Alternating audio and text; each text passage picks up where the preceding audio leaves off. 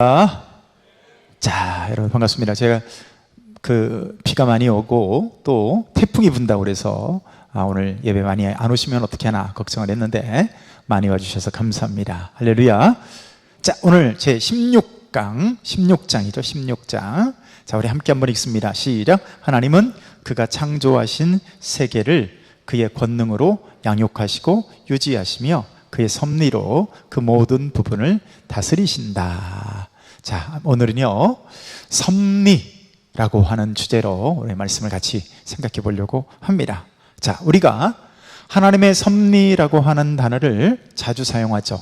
그렇죠? 목사님들 설교 가운데나 또 성도님들도 주로 자주 이 섭리라는 단어를 사용하는데요, 사실 이 단어는요 원래는 굉장히 낯선 단어예요.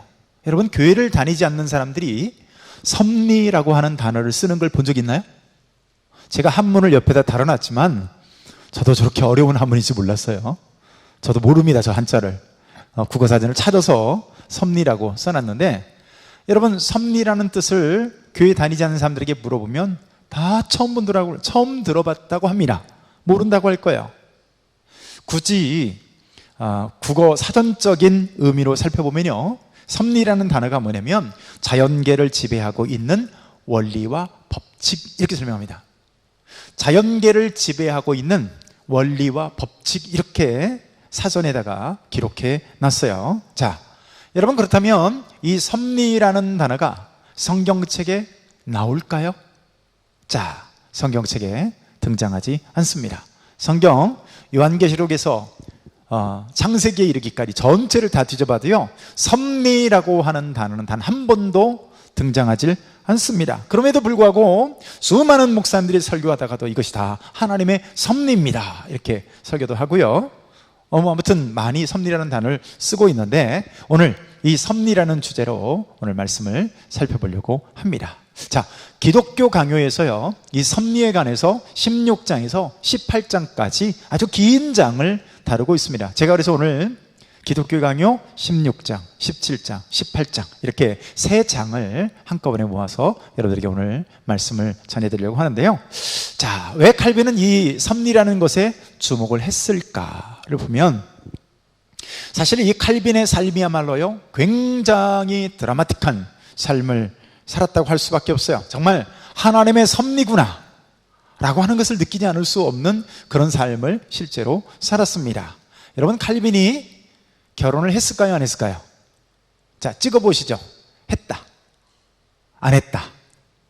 여러분들 아무 반응이 없지만 칼빈은 결혼을 했습니다. 네, 했는데요 과부하고 결혼을 합니다. 근데 결혼했는데 9년 만에 그의 부인이 일찍 죽고 맙니다. 그리고 이제 그 스라에 3명의 자녀를 뒀는데요, 그 3명도 일찍 세상을 다 떠나버리고 많아요. 칼빈은 병도 굉장히 많았어요. 그래서 걸어다니는 종합병원이라는 별명을 갖고 있었는데, 위장병은 물론 결핵도 갖고 있었고, 여러 성도님들도 많이 앓고 있는 이렇게 관절염, 치질, 만성소화불량 등등 또 여러 가지 종기를 그렇게 자주 앓았다고 하면, 종기 아시죠? 굉장히 아프잖아요. 종기도 있었고, 아무튼 갖가지 질병을 일생토록 이 칼빈을 참 어렵고 힘들게 따라다녔다고 해요. 자, 그런 고통이 있었을 뿐만 아니라 칼빈은요 여기저기 일정한 거처가 없이 떠돌아야만 하는 이런 나그네적인 삶을 살았다고 합니다. 그래서 칼빈이 종교개혁을 하게 된 결정적인 계기 중에 하나가 그가 제네바에 갔기 때문인데, 그가 원래는 제네바에 들린 것도요 스트라스부르라고 하는 그 도시로 가기 위해서 하룻밤 묵기 위해서 잠시 들렸을 뿐이에요. 근데 거기서 결정적으로 누구를 만나느냐, 종교개혁자 파렐이라고 하는 사람을 만나게 됩니다. 이 파렐이라는 사람은 굉장히 열정적인 사람이었고 집념의 사나이였어요. 조금 근데 머리가 막 똑똑하고 샤프해가지고 뭔가 체계를 세우고 하는 이런 사람이 아니죠. 근데 뭐만 앞서요? 열정이 굉장히 많은 사람이고 아주 불도저 같은 그런 사람이었습니다. 자, 근데 그런 사람에게 이 파렐이 볼 때 자신의 종교개혁을 이루기 위해서 나는 자신의 부족함을 너무 잘 알았어요. 근데 그때 하필이면 레이다에 누가 걸렸어요? 천재라고 하는, 당시에 칼빈이 천재였습니다. 여러분, 기독교 강의를요 29살인가 이렇게 쓰게 되죠. 그러니까 여러분 20대 때 저 여러분들이 읽기도 힘든 그 책을 썼다고요. 칼빈은 천재였습니다. 그래서 근데 본래 이 칼빈은 종교개혁에 큰 관심이 없었습니다. 참 미안하지만 칼빈은요 종교개혁에 별 관심이 없었어요. 그의 천재적인 역량, 머리 이런 것들로 인해서 오히려 다른 세상적인 야망을 꿈꾸고 있었던 사람이에요. 물론 그에게는 신앙이 당연히 있었죠. 그랬는데 아무튼 똑똑한 그의 머리로 인해서 책을 출판하고 아무튼 이런 것들을 정리해가지고 아무튼 유명해지길 원하는, 사실 그런 마음을 갖고 있었다가 우연히 하룻밤 들렸던 이 제네바에서 파레를 만나게 되고요. 그 파레를 통해서 결국 종교개혁자로 설득되어지고 맙니다. 자, 그리고 칼빈은요 본래 이렇게 종교개혁을 할 만큼 리더십이 있다거나 뭔가 추진력이 있다거나 다른 사람들 앞에서 담대하게 뭔가를 외치는 그런 사람이 아니었어요. 칼빈은요 굉장히 소심한 사람이었어요. 수줍음이 굉장히 많았던 사람이었어요. 그러니까 이 종교개혁이라고 하는 전사적 이미지하고는 칼빈하고는 너무나도 안 어울렸던 사람이었던 거예요. 그런데 여러분, 파렐이라는 사람을 왜 하필이면 그 제네바에서 만났고, 제네바에서 만났지만 여러분 이 칼빈은 왜 그 마음의 변화를 받게 됐을까요? 그러니까 칼빈이 자신의 인생을 돌아보니까 이 하나님의 섭리였음을 뼈저리게 느끼게 되는 거예요. 그래서 칼빈이 하나님의 섭리에 대해서 이렇게 큰 관심을 가졌는지도 모르겠습니다. 자, 그런데 당시에 상당히 대다수의 많은 사람들은요 하나님이 이 세상을 창조만 하셨지 실제로 이 세상에는 큰 관심을 두지 않고 어떻게 해요? 세상은 마음대로 굴러가도록 법칙을 정해놓고 하나님 팔짱 끼고 계신다라고 이렇게 생각하는 사람들이 의외로 많이 있었어요. 이 세상이야 어떻게 되든지 말든지 알아서 규칙대로, 정해진 규칙대로 흘러갈라. 아마 하나님은 그러신 분이다 이렇게 생각하는 경향이 있었다는 거예요. 근데 여러분 생각해 보세요. 하나님이 창조만 하시고 그 이후에는 전혀 관여하지 않는다면요, 여러분 이 세상은 하나님이 전능하신 창조라고 할 수가 없는 거예요. 생각해 보세요. 하나님이 창조를 딱 해놓으시고 지 멋대로 굴러가게 해놓고 했는데 이 지구가 사람들이 타락을 하고 지구가 자연이 파괴되고 그래서 또 결국에는 예를 들어서 우주가 붕괴되어지고 그렇게 된다면 여러분 하나님은 반쪽짜리 전능하신 밖에 안 되는 거예요. 반쪽짜리 창조주밖에 안 되는 거예요.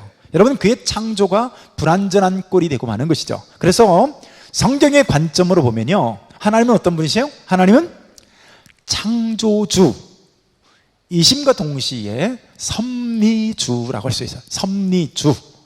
창조하셨을 뿐만 아니라 천지를 계속해서 여전히 하나님께서 다스리시고 보호하시고, 할렐루야, 그분이 손으로 지금도 보존하고 계시다는 겁니다. 자, 여러분 마태복음을 보면 우리가 잘 알고 있는 말씀 중에 마태복음 10장 29절을 보면요, 참새 한 마리도 하나님께서 허락지 않으면, 다시 말해서 참새 한 마리까지도 하나님은 어떻게 해요?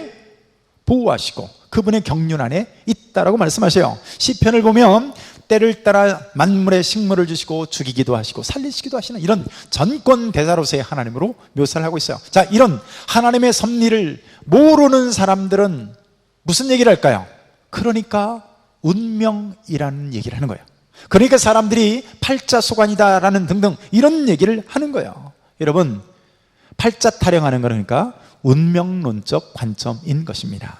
자, 그러나 성경은 하나님께서 우리의 머리털 하나까지도 하나님의 섭리의 영역 아래 있다라고 말씀합니다. 아멘이십니까? 그러니까요, 대머리가 되는 것도 하나님의 섭리예요. 여러분, 하나님께서 대자연에 질서를 부여하셨죠?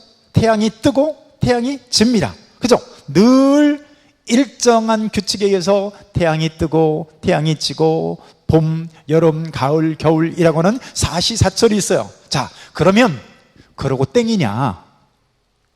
아니라는 거예요.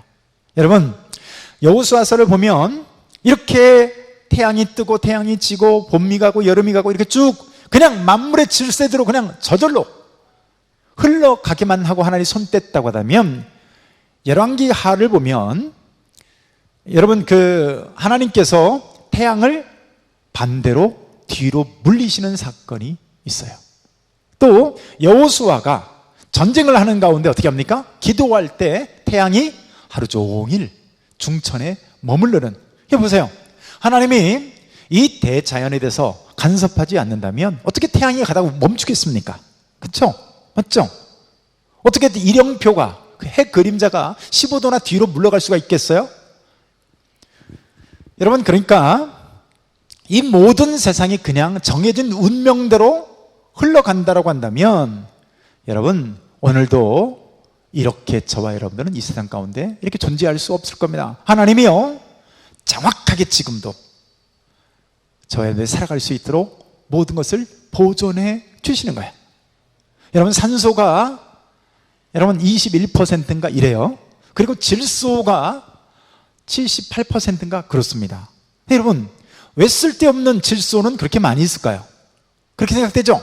질소 왜 이렇게 많이 있을까요? 질소가 필요 없나요? 여러분, 미국 같은데 비가 자주 오지 않는 그런 곳 있잖아요. 그런 곳은 이 비가 오지 않는 것보다도 더 무서운 게 뭔지 아세요? 질소 가뭄입니다. 비가 내리면 가뭄이라고 하잖아요. 비가 오지 않으면. 근데 비가 오지 않는 것보다 더 무서운 게 뭐냐면 질소 부족이라는 거예요. 무슨 얘기냐면, 비가 올 때 이 공기 중에 있는, 이 공기 속에 있는 질소를 비가 함께 가지고 와서 여러분들의 밭이나 논이나 이런 데 질소를 뿌려주는 거예요. 여러분, 그러니까 그런데 인공적으로 질소 비료를 주지 않으면 식물이 살아갈 수가 없는 거예요. 여러분, 그러니까 이 산소가 21% 유지하고 있는데, 여기서 여러분 1%, 2%만 산소 농도가 올라가면 어떻게 될까요? 여러분, 여기저기서 산불이 나고 난리가 납니다. 1%만 산소가 부족해 보세요. 저와 여러분들이 살기에 아주 적박한 이런 세상이 되고 말까요? 네, 여러분, 어떻게 정확히 그 비율을 지금도 유지하고 있을까요? 여러분, 나무가 적어지기도 하고 많아지기도 합니다. 그렇죠? 아프리카에 혹은 저쪽 아마존에 이런 데서 불이 나기도 하고, 막 호주에 어디는 몇 달 동안 불이 났다고 하기도 하고, 그럼에도 불구하고 하나님이 정확히 이 비율을 유지해 주시는 거예요. 어떻게 하신다고요? 하나님이 지금도 섭리적으로 보존하시는 줄로 믿습니다. 그래서 여러분, 이 하나님의 섭리적 관점을 이해하지 못하는 사람들은요, 그러니까 미신적 공포에 사로잡히기도 합니다. 태양을 향해서 절을 하기도 하고요, 무슨 태풍이 몰려온다고 하면 고사를 지내기도 하고, 혹은 체념하면서 그냥 운명이라니, 전생이 어떻고 팔자가 어떻고 이런 얘기 하는 거야. 그러나 진짜 하나님의 섭리를 믿는 사람은요, 자, 여러분, 어떤 상황 가운데서도 여러분 평안을 유지할 수 있는 줄로 믿습니다. 이유가 뭐예요? 하나님의 섭리 아래 있음을 믿기 때문에 그렇습니다. 여러분, 그 모든 섭리의 최종 방향이 뭘까요? 최종 결국의 목적지가 뭘까요? 여러분, 부도가 나든 저와 여러분들이 병에 걸리든 결국 나를 복되게 하시는 쪽으로, 할렐루야, 이게 하나님의 섭리에 대한 우리의 믿음입니다. 예를 들어서 풍년이 들거나 혹은 흉년이 들거나 전쟁이 있고 기근이 있는 것들, 여러분, 이런 어떤 자연의 현상만으로 그친다면 하나님은 필요 없는 존재가 되고 말 거예요. 왜냐하면 저절로 알아서 그냥 굴러가니까. 어쩌면 대자연이라고 하는 것이 하나님의 자리에 앉을지 모르겠어요. 그러나 여러분, 어떤 사건 속에서 하나님이 때로는 그분께서 섭리하셔서 심판을 하시기도 하고, 때로는 어떤 사건을 하나님께서 섭리적으로 이끌어 주셔가지고요, 복을 주시는 방향으로 이끌어 가시기도 하더라는 거예요. 자, 우리가 성경 말씀 우리 같이 한번 읽어봅니다. 예레미야서 10장 23절 말씀입니다. 같이 한번 읽습니다. 시작. 여호와여, 내가 알거니와 자신의 길이 사람의 길이 자신에게 있지 아니하니 걸음을 지도함이 걷는 자에게 있지 아니하니이다. 여러분 보세요. 내 맘대로 걷는 것 같아요. 내 생각대로 막 사는 것 같아요. 그런데 성경은 어떻게 말하고 있어요? 내 맘대로 사는 것 같지만 그 사람의 길이 자신에게 있지 않고 걷는 자에게 있지 않고 하나님의 섭리 아래 있음을 오늘 성경은 말씀해 주고 있습니다. 여러분, 내 인생 내 맘대로 막 사는 것 같죠? 근데요, 하나님께서 허용하실 때만 거기까지 사는 거예요. 만약에 자연의 규칙대로만 이 세상이 흘러간다고 생각해 보세요. 그럼 성경에 여러분 광야 가운데서 이스라엘 백성들이 40년을 살아가는데요, 하나님께서 필요 적절을 할 때마다 메추라기를 쫙 보내주셔가지고요, 여러분 이스라엘 백성들이 고기를 먹지 않아서 우리가 정력이 부족하다 뭐 등등 이런 소리 할 때 하나님께서 메추라기를 쫙 보내서 그들에게 떨어지게 해줍니다. 생각해 보세요. 한 20마리라면 몰라요. 여러분, 어떻게 200만 명이 먹고도 지겹게 먹고도 남을 만큼 그런 메추라기를 보내줄 수 있습니까? 뭐를 의미하는 거예요?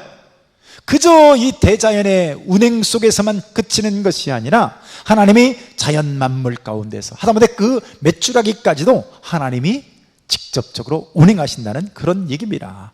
여러분, 성경을 보면 그렇게 하시는 모습들이 굉장히 많이 등장합니다. 여러분, 본래 바다는요, 바다의 흐름대로 바다의 특성을 따라서 그냥 그렇게 흘러갑니다. 그런데 홍해 바다가 갈라지는 그 장면을 한번 보세요. 본래 바다는 그렇게 흘러가지만 하나님께서 섭리적으로 역사하실 때는 어떻게 해요? 그 바다를, 세상에 그 깊은 홍해 바다를 하나님이 가르시는 거예요. 요나가 하나님의 명령을 거역하고 다시스로 도망을 칩니다. 근데 하나님이 어떻게 하십니까? 하나님이 큰 물고기를 준비하셔서요, 대기시켜서 딱 이 요나의 그 입구에서 기다리고 있습니다. 하필이면 던지는 그 순간에 하나님이 어떻게 해요? 택시 하나 보내놨어요. 그게 뭐예요? 큰 물고기 덥석 받아먹어서 하필이면 이 고기가 어디로 가요? 니느웨로 갑니다. 그렇게 멀리 도망치는 걸로 알았는데 어떻게 해요? 니느웨 해변에다가 딱 토해놓는 거예요.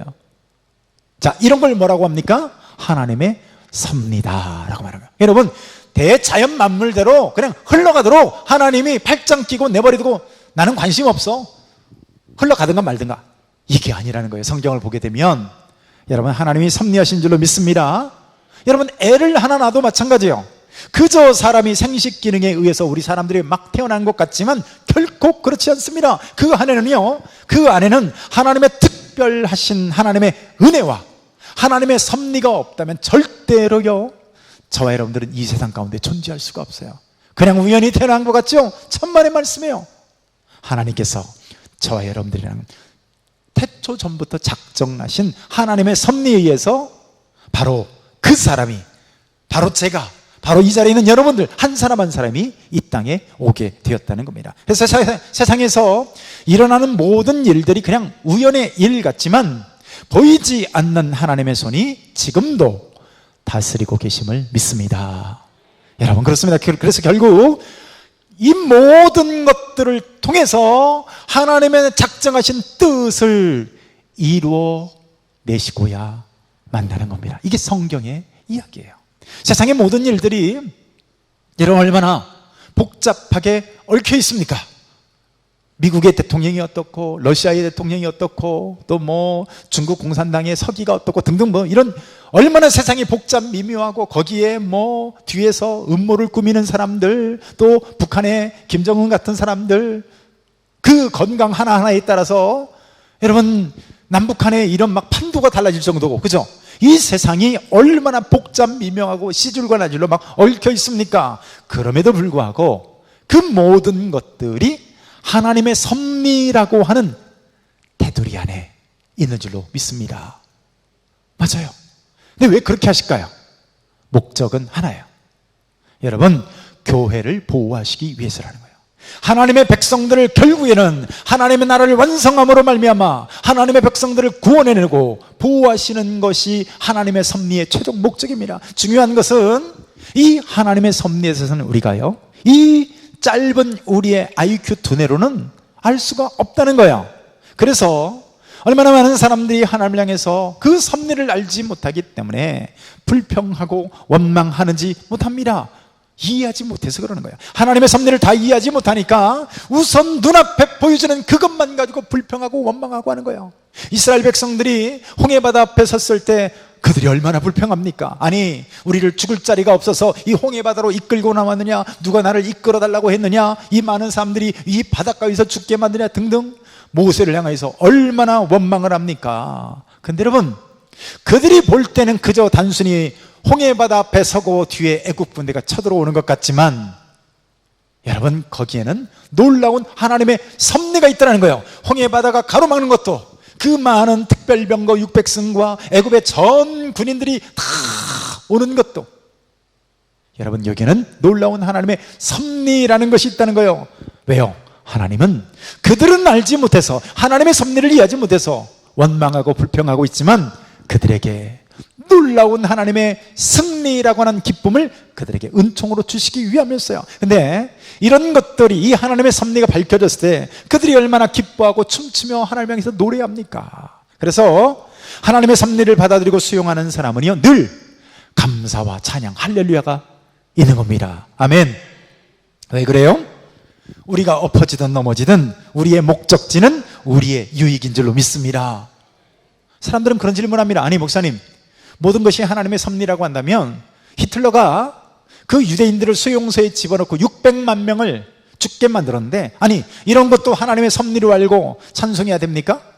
여러분, 제가 가끔 예화로 인용하는 것 중에 하나가 그 잔혹한 아우슈비츠 수용소 한가운데 사람들이 매일 죽어가는 그 한가운데 수용소 벽면에 뭐가 있었다고요? 이런 찬송과 가사가 있었잖아요. 하늘을 두루마리 삼고 바다를 먹물 삼아도 한없는 하나님의 사랑 다 기록할 수 없겠네. 여러분, 가스실에 가서 정말 유대인들의 그 사진 본 적 있습니까? 죽기 직전에 그냥 성냥개비 같아요. 사람이 아니라 그냥 뼈다구만 있는.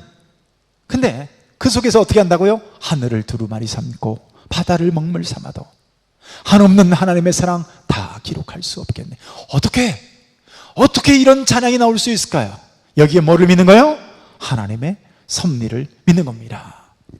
유대인들이 70년 동안 바벨론 포로로 끌려가게 되는 그 사건이 역사 가운데 있었습니다. 성경 가운데 등장을 하죠. 자, 이런 것들도 감사할 수 있느냐? 나라가 망해가지고 바벨론으로 포로로 끌려가고 수많은 사람들이 죽기도 하고 그 바벨론 그 강가에 앉아서 고향을 생각하며 눈물 짓는, 아니, 이런 것도 감사하고 할렐루야 해야 됩니까? 근데 여러분, 짧은 관점에서 보면 억장이 무너지는 일입니다만은, 그러나 긴 하나님의 섭리적 관점으로 보면 거기에 다 이유가 있고 결국에는 이스라엘 백성들을 유익하게 하시려는 하나님의 뜻이 있다는 거예요. 그 전까지 얼마나 많은 우상숭배와 율법을 범하는 그 범죄들이 있었는지 몰라요. 놀랍게도 지긋지긋하게 우상숭배하던 그들이 바벨론 70년의 포로 생활을 갔다 온 이후에는요, 이 우상숭배가 싹 사라집니다. 근데 짧게 보면 바벨론으로 포로로 끌려가는 이 고통만 생각해서 억장이 무너지지만 긴 관점으로 보면 어때요?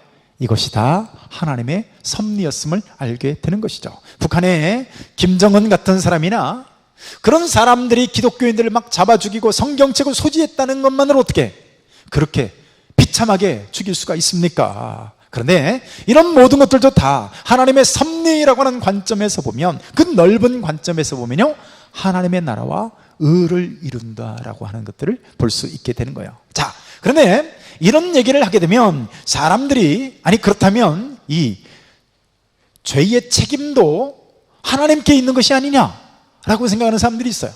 맞죠? 아니, 그러면 하나님이 다 섭리해서 결국 하나님이 다 하신 거니까 이 죄에 대한 책임도 하나님에 있다, 하나님에게, 그렇게 얘기를 하는 거예요. 사람들은 어떤 죄성이 있냐면요, 사람들이 자기가 죄를 저질렀고 책임을 하나님께 뒤집어 씌우려고 하는 이런 죄성을 갖고 있어요. 이게 인간입니다. 자, 중동 사람들, 그러니까 우리나라 사람들이나 이런 사람들이, 중동 사람들 그 중동 같은 지역에 가가지고 그 사람들하고 뭔가 약속을 하거나 하면 속이 터진대요. 막 화가 난대요. 왜냐면 뻑하면 인슈알라 그런 거야. 인슈알라. 아니 자기가 약속 시간 1시간 늦어놓고 혹은 아예 안 와놓고 다음날 만나서 야 너 왜 안 왔어? 라고 하면 뭐라고 그래요? 인슈알라. 이게 알라의 뜻이라는 거예요. 내가 늦는 것도 다 알라의 뜻이라 예정된 거라는 거예요. 알라의 뜻이라는 거예요. 여러분 자기 죄에 대한 책임을 신에게로 떠넘겨버리는 이 파렴치한 짓이죠. 자, 이런 식으로 하나님의 섭리를 이해하는 사람은요 여러분 큰 문제가 있습니다. 여러분 왜 그러냐면 도둑질을 하면서도 뭐라고 해요? 나는 지금 주님의 섭리를 수행하는 중입니다 이러는 거예요. 내가 우리 집사님을 주먹으로 팍 얼굴을 쳤어요. 코피를 딱 터뜨렸어요. 당신이 나한테 왜 그러냐고 따지면 뭐라고 그래요? 하나님의 섭리였다고. 내가 당신의 콧잔등을 때려서 코피 나게 한 것은 하나님의 섭리였다고. 이게 말이 됩니까 안 됩니까? 이게 안 된다는 거예요. 완전히 잘못 이해하고 있다는 거예요. 살인 강도짓을 하면서도 하나님이 나를 그렇게 만드셨다. 절대로 완전히 잘못된 생각입니다. 자, 예를 들어서 누군가의 등쳐먹으려고 그래요. 근데 등쳐먹으려고 하는 그 사람의 생각이 어디서 왔습니까? 하나님에게서 왔습니까? 그 사람 내면에서 왔습니까?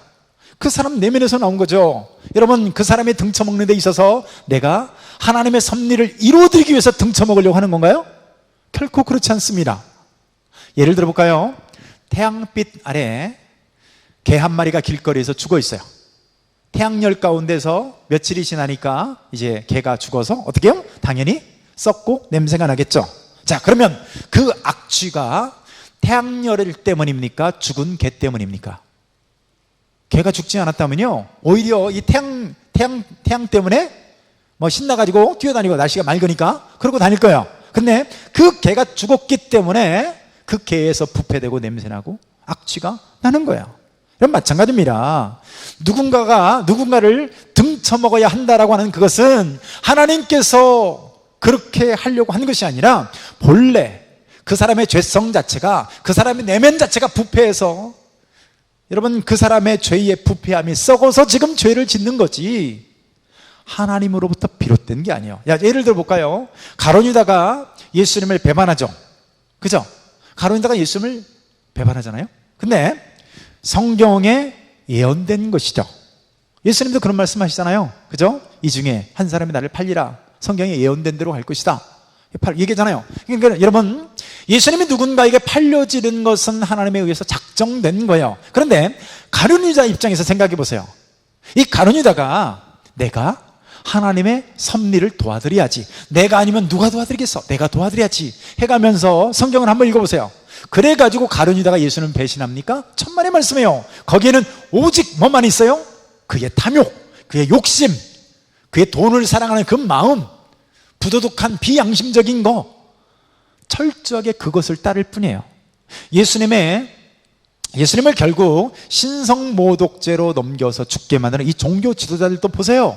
혹은 빌라도나 헤롯도 보세요. 이 빌라도가 결국 사형 판결을 넘기게 되는데 빌라도나 헤롯이나 이 종교 지도자들이나 그 어느 누구에게도 구약 성경의 예언을 이루어드려야 된다든가 혹은 하나님의 섭리를 이루어드려야 된다는 관점에서 그런 짓을 하는 사람은 단 한 사람도 없습니다. 오직 거기는 뭐만 있어요? 그들의 이 교활함, 그들의 간교함, 그들의 이기심, 그들의 시기심 등등 이런 것들에 의해서 철저하게 본성에 이끌려서 죄를 짓는 것 뿐입니다. 여러분 가룟 유다가 그렇게 돈의 욕심을 따라서 짓는 죄는 마치 개가 죽어서 부패해서 냄새가 나는 것 똑같은 거예요. 그 안에 죄가 부패해서 그 죄성으로 말미암아 행하는 것일 뿐입니다. 여러분 열왕기상을 읽다 보면요 하나님께서 아합 왕을 속이기 위해서 모든 선지자들의 입에 거짓말하는 영을 둔다라고 하는 이 기사가 있습니다. 자, 생각해 보세요. 사람들이 여기서 오해를 합니다. 하나님이 거짓말하는 영을 하나님이 직접 부리셔가지고 그들의 못돼 먹은 선지자들의 영 가운데 들어가게 하고 그들로 하여금 말하게 하고, 그러면 생각해 보세요. 이 죄의 책임이 누구에게 있습니까? 하나님께 있습니까? 성경을 잘못 해석한 거예요. 보세요. 본래 그 선지자들은 거짓 선지자들이었어요. 자, 그리고 그 거짓 영들은 어떤 존재입니까? 본래 거짓말하는 악한 귀신들이었어요. 속이는 영들이었어요. 그들은 본래 악하고 그들은 본래 거짓 선지자들이었어요. 근데 하나님께서 어떻게 하신 거예요? 그들의 이 거짓됨을, 완악함을, 간교함을 하나님께서 일시적으로 아합을 심판하기 위해서 허용하신 거예요. 그래서 여기서 우리가 기억해야 될 단어가 뭐냐?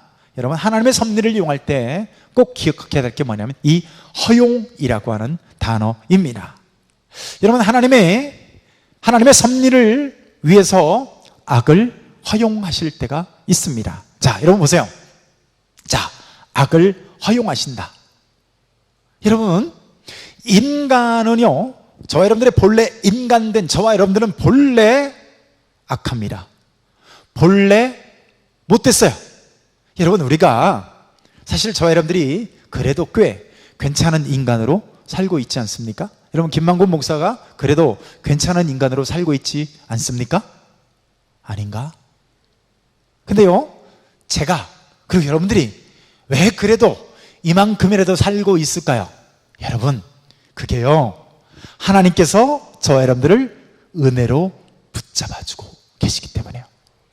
우리는 본래 악해서 가만 내버려두면, 은혜를 하나님께서 거두시면 우리는 본래 악해서 더 악해지고 더 악해지고 더 악해져서 멸망의 길로 결국 추락해버리고 맙니다. 근데 하나님께서 은혜로 붙들어 주시는 거예요. 그러니까 더 악한 길로 달려가지 않고 우리가 악을 범하려고 할 때 하나님께서 깨닫게 하시고 은혜를 주시고 하나님 말씀으로 감동하게 하시고, 근데 가끔 하나님께서 놀라운 섭리를 위해서요, 그 악한 자들의 완악함을 허용하실 때가, 다시 말해서 은혜를 놓으시는 거죠. 여러분, 악인들의 악함을 내버려 두실 때가 있는데 이런 걸 뭐라고 말하냐면 작정적 허용이라고 합니다. 여러분, 이스라엘이 끊임없이 범죄를 합니다. 하나님께 불순종하고 우상을 숭배하고 끊임없이 불평하고 세상에 막 자기 자녀들을 이 몰렉신에게 불태워서 막 번제로 인신 제사를 드리는 거예요. 하나님, 너무나도 가증스럽고 이런 죄를 선지자들을 통해서 수많은 참 말씀을 통해서 깨닫게 하지만 돌이키지 않아요. 그래서 여러분, 그런 끊임없는 범죄를 하나님께서 깨닫게 하시기 위해서, 잘 보세요, 깨닫게 하시기 위해서 본래 악한 아수르나 바벨론 같은 이방 족속을, 그들의 악한 의도를 은혜로 막으시는 것이 아니라 잠시 허용하실 때가 있습니다. 어떻게 하기 위해서요? 죄를 깨닫게 하기 위해서. 하나님께 이 백성들이 회개하고 돌이켜 돌아올 수 있도록 그들의 악함을 허용하실 때가 있어요. 자, 그런데 하나님은 그런 이방 족속들, 다시 말해서 본래 악한 아수르나 바벨론이나 이런 악한 족속들, 잠시 하나님의 백성들을 깨닫게 하는 도구로 그들의 악을 작정적 허용이라고 말했죠. 허용을 하시지만, 그렇다면 하나님이 그들의 악을 내버려 두시냐? 아니에요. 그들은 본래 악하기 때문에 그 악함을 하나님이 반드시 심판했습니다. 바벨론 하나님께서 반드시 심판하셨어요. 멸망당해 없어지고 말았어요. 아수르도 마찬가지입니다. 다 멸망당해서 없어집니다. 그래서 이런 구약 성경의 내용들을 볼 때 이런 것들을 작정적 허용이라고 합니다. 지금도 우리가 생각할 때는, 여러분, 성도들이 그렇게 많이 기도하는데 북한에 김정은이나 혹은 이 북한 체제가 빨리 이렇게 참 사라져가지고 남북이 정말 원만하게 통일돼서, 그죠? 저와 여러분들이 이제 핵이나 이런 것을 두려워하고 막 살았으면 좋겠죠? 그죠? 그렇지 않습니까? 핵이 60개나 있다는데? 그죠? 근데 그렇다면 왜 허용하실까요? 자, 이런 거를 작정적 허용이라, 악을 하나님께서 주관하는 건 아니지만 그들은 본래 악하다니까요. 본래 악한 그들을 하나님이 더 큰 하나님의 섭리를 위해서 일시적으로 혹은 일정한 기간 동안에 작정적으로 허용하시는 거예요. 자, 이유가 뭐예요? 남한 성도들이 참 없어졌으면 좋겠지만 그 존재로 인해서 근신하고 때로는 핵의 위협 앞에서 기도하고, 그래서 야, 우리가 정신 차려야 된다, 우리가 타락하면 안 된다, 그래서 동성애의 법 같은 거 이런 거 통과시키면 안 된다 하면서 깨어서 기도하고, 눈물을 흘려 하나님께 기도하고, 또 언제 저 북한이 도발할지 모르니까 우리 막 금요일 날도 또 후영 예배 시간에도, 예배 시간에 또 혹은 골방에서 기도하는 거예요. 그렇게 할 때 어떻게 됩니까? 백성들이 순결해지는 거예요. 기도로 영이 깨어나는 거예요. 근데 배부르고 잘 살고 막 사람들이 자유를 누리고 아무런 근심 걱정 없어요. 그러면 신앙이 막 좋아질 확률이 많을까요? 아니면 참 신앙이 방탕해질 확률이 많을까요? 방탕해질 확률이 많아요. 그래서 하나님 어떻게 해요? 찌르는 옆구리의 가시와 같은 저 북한, 김정은 같은, 혹은 여러 참 깨어서 근신하지 않을 수 없는 그 여러 악들을 하나님께서 작정적으로 허용하시는 겁니다. 자, 욥기서를 보면 사탄이 욥을 공격하죠. 그런데 여러분 잘 생각해 보면 본래 하나님은 욥을 그렇게 하시길 원했어요. 자, 욥이 고난 당하는 것은 하나님의 원하시는 본래의 뜻이었어요. 자, 고난을 통해서요, 욥이 반드시 깨져야 할 부분이 있었습니다. 욥기서를 읽어보세요. 결국 마지막 부분에 가면 욥이 깨닫고 하나님 앞에 드디어 자기 자신을 돌이키게 됩니다. 자, 그런데요, 하나님이 욥으로 하여금 깨달을 수 있도록 하기 위한, 자, 하나님이 그런 본래의 뜻을 갖고 있었는데, 사탄은 어떤 존재예요? 사탄은 본래 악한 놈이죠. 맞죠? 그 악한 사탄의 악한 의도를 이 욥이 깨닫고 깨지고 거룩해지기 위해서 하나님께서 그 악한 의도를, 은혜를 잠시 걷어서요 허용하십니다. 여러분, 이런 걸 작정적 허용이라고 해요. 자, 압살롬이 아버지 다윗의 후궁들을 세상에 백주대낮에 범하죠. 이런 파렴치한 놈이 어디 있습니까? 그런데 본래 하나님은요 그렇게 하시기로 이미 작정을 하셨어요. 왜요? 다윗의 죄 때문이죠. 다윗의 파렴치한 밧세바를 범하고, 그것도 모자라서 그 충성스러운 신하를 전쟁터 한복판에 가서 죽게 만드는 이런 파렴치한 이 교사 죄를 범한 이 다윗을 향해서 그 죄에 대한 하나님의 징벌로서 그렇게 하는 것은 본래 하나님의 뜻과 의도였습니다. 자, 그런데 여러분, 본래 그렇게 원했지만 압살롬이 어떤 사람이요? 성경을 읽어보세요. 압살롬은 본래 아주 욕망 덩어리입니다. 자기의 어떤 야망을 위해서라면 정말 수단과 방법을 가리지 않는 그런 인간이었던 거, 본래 나쁜 사람이었어요. 자, 그래서 어떻게 합니까? 다윗의 이런 하나님의 심판을 위해서 이 압살롬이라고 하는 이 추악한 욕망을 잠시 허용하십니다. 여러분, 지금 그러면 압살롬이, 다시 한번 강조하지만, 내가 하나님의 뜻을 이루어드려야지 하면서 그런 짓을 하나요? 아니에요. 본래 나쁜 그놈은 자신의 욕망에 충실해서 그런 나쁜 짓을 하려고 했어요. 여러분, 하나님이 그거를 은혜로 막으실 수도 있지만 하나님의 섭리를 위해서요 어떻게 해요? 여러분, 그 과정을 통해서 다윗이 더 철저하게 낮아지고 깨져서 범죄하지 않는 더 순결한 하나님의 어떤 일꾼으로서의 삶을 살아가는 것을 나중에 보게 됩니다. 자, 그러니까 여러분, 압살롬이 본래 악한 그 의도를 하나님께서 그분의 섭리를 위해서 허용하시는 거예요. 자, 그러면 여기서 그런 생각이 들죠. 그러면 압살롬은 죄가 없냐? 그렇잖아요. 하나님은 본래 그런 뜻이었고 하나님이 허용했으니까 압살롬은 죄가 없는 것이냐? 전혀 아니죠. 여러분, 압살롬은 한 번 더 말씀드립니다만은 하나님의 섭리를 이루어 드리려고 하는 그런 의도는 눈꼽만큼도 없는 자신의 죄를 따르는 것이었습니다. 철저하게 자신의 죄의 욕망을 따랐던 사람이었던 거죠. 그래서 하나님께서는 하나님의 섭리를 위해서 일시지간 은혜를 거두시기도 합니다. 자, 여러분, 우리가 이렇게나마 그나마 인간처럼 살아가는 건 뭐예요? 저와 여러분들을 하나님이 은혜로 보호하시기 때문입니다. 여러분, 하나님이 보호하시지 않는다면 은혜로 저와 여러분들 막아주시지 않는다면 우리는 본래 악한 타락한 존재이기 때문에 저와 여러분들도 클럽에 가서 마음껏 그렇게 죄짓고 막 그러고 살 거예요. 여러분, 감사하게도 저와 여러분들은 하나님께서 은혜로 붙들어 두십니다. 은혜로 붙들어 두신다고요. 그런데 하나님의 은혜가 우리를 붙들고 있는데, 여러분, 본래 악한 사람들의 그 악을 우리들의 섭리를 위해서요 잠시 허용하실 때가 있다는 거예요. 자, 그러면 압살롬처럼 가룟 유다처럼 여러분, 내 욕망대로 살다가 타락해서 진멸받는 길로 가고 맙니다. 자, 그래서 하나님이 어떤 분이신가를 우리가 좀 정리를 해보면요, 하나님은 악한 의도를 하나님은 섭리적으로 역사하셔서 본래는 악한 의도였는데 이 악한 의도가 선한 결과로 열매 맺게도 하십니다. 여러분, 사탄이 가룟 유다를 통해서 괴계를 부렸죠. 괴계를 부렸어요.